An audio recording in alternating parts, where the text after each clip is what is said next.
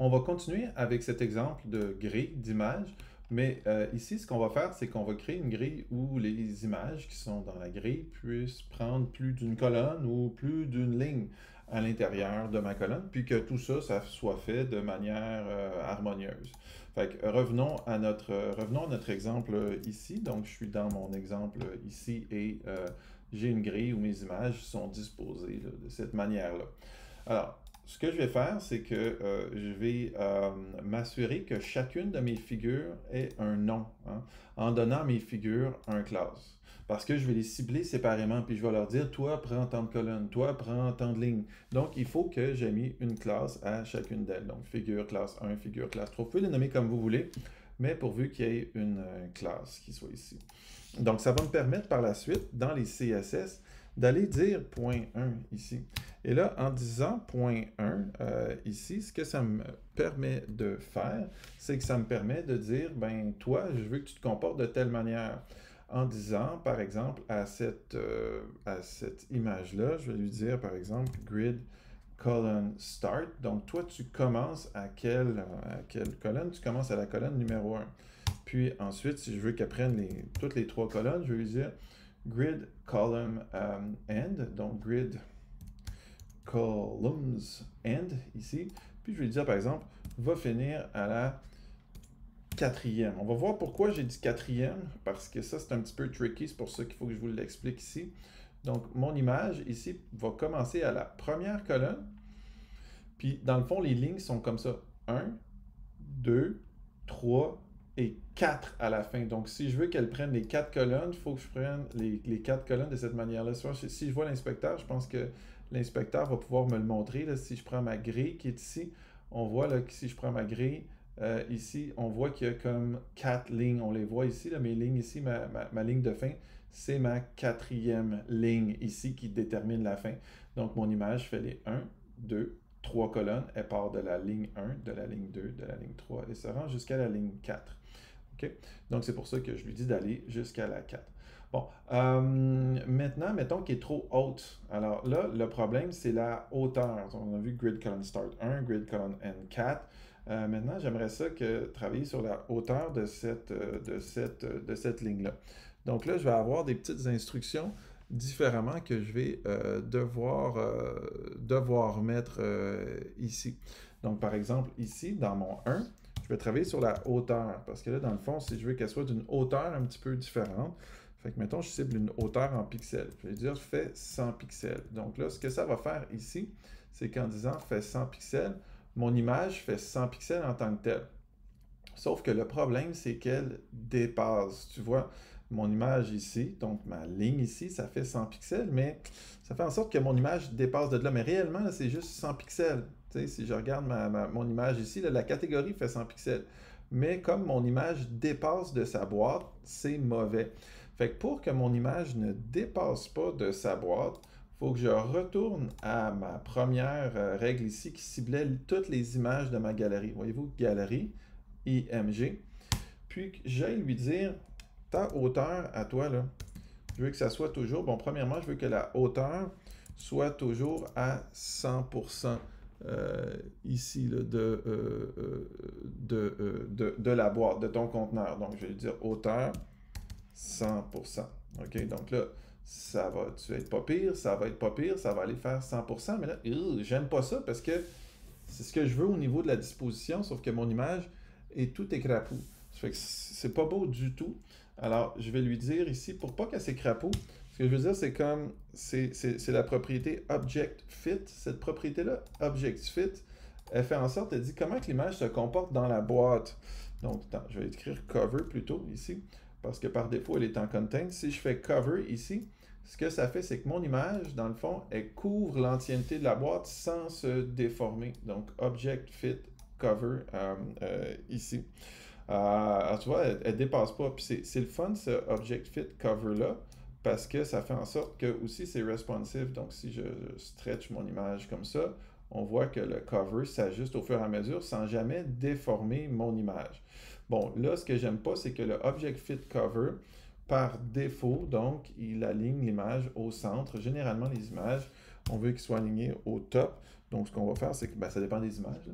Mais donc, on va faire Object Position ici. Puis, on va aller cibler le top avec ça. Et donc, mon image va s'aligner au top de ma grille. Donc, mon image va s'aligner au top. Puis, ça va le faire à partir de là. Ça va faire quelque chose que je veux. On va aller travailler sur d'autres images juste pour continuer avec ça. Donc, je vais aller cibler, admettons, mon image 2 ici. Et je vais aller travailler avec mon image 2. Donc, par exemple, ici, je pourrais aller copier grid column start 1, grid column ici, par exemple, ici. Et je vais lui dire que mon image 2, j'aimerais qu'elle commence à la 4, puis qu'elle finisse à la 2, par exemple. Bon, ici. Alors, si elle s'en va à la 4 et finit à la 2, bon, peut-être la 3 au moins pour qu'elle fasse 2 colonnes, ici. La 3 pour qu'elle fasse 2 colonnes. Donc là, elle fait 2 colonnes. OK? Là, la hauteur, ici, je peux la travailler en pixels. Si je travaille ma hauteur en pixels, admettons que j'écris comme 500 pixels, par exemple, donc ça va faire en sorte que cette image-là fait 500 pixels. Par exemple, par défaut, ça l'a stretché la ligne au complet. Tu sais, si je regarde mon élément ici, c'est venu stretcher la ligne au complet, tu sais, dans ma grille. Donc, ma rangée au complet est maintenant un petit peu trop large. Fait que ce que je pourrais faire à la place, c'est que je pourrais lui dire, au lieu d'utiliser une hauteur en pixels pour cette image-là, ce que je pourrais dire, c'est grid row start. Donc, grid row start, puis là, mettons, je lui dis, OK, t'es rendu où? Donc là, grid row start, pour ça, il faudrait que j'inspecte. La colonne qui commence, c'est la ligne numéro 2. Puis dans le fond, j'aimerais qu'elle se rende jusqu'à la ligne numéro 4. Donc, je vais lui dire grid row start, je vais dire commence à la 2. Puis, admettons, grid row end.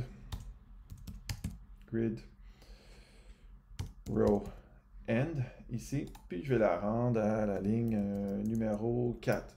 Vous allez voir que ce que ça va faire, c'est que ça a pris mon image et que ça a fait qu'elle commence à la ligne numéro 1, elle se rend à la ligne numéro 4, et du coup, ça n'a pas déstructuré toute ma grille. Fait que ça fait en sorte que les images à côté, ben, ils sont capables, elles aussi, là, de s'aligner dans la ligne, les unes à côté des autres. Fait que essentiellement, c'est un petit peu ça, les éléments de grille, là.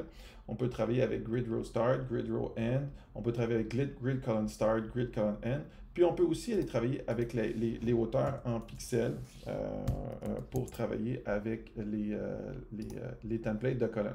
Fait qu'à vous de personnaliser cette grille Masonry-là comme vous le voulez.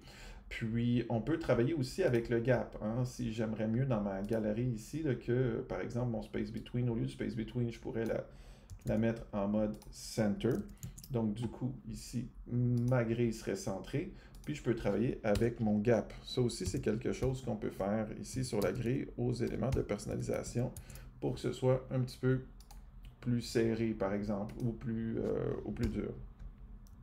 Ici, par exemple, si je mets un gap de 100 px, ça va éloigner mes images dans ma grid. Si je réduis mon gap, ben, ça va réduire l'espace entre les images de ma grille. Donc, c'est d'autres éléments de personnalisation qu'on peut travailler au niveau de la grille. Puis, ça va se travailler avec les Justify Content aussi. On peut aussi venir travailler avec la largeur des colonnes. Ça, c'est une autre façon dont on peut travailler pour personnaliser une grille. Par exemple, là, mes colonnes sont à auto, donc elles sont toutes de même largeur. Mais je pourrais dire, par exemple, ma première colonne fait 20% ici. Ma deuxième fait 20, ma deuxième fait 60% par exemple. Et ma troisième fait 20%. Pas au total, évidemment. Au total, évidemment, on veut que ça fasse 100. Ça fait qu'ici, si je m'en vais avec mon 20%, point virgule ici, donc on va voir que j'arrive avec une grille qui est différente aussi. Donc ça aussi, c'est une façon de personnaliser la grille. Puis après ça, bon, je travaille avec chacune des images, grid row start, grid row end, puis je viens personnaliser ma grille de maçonnerie.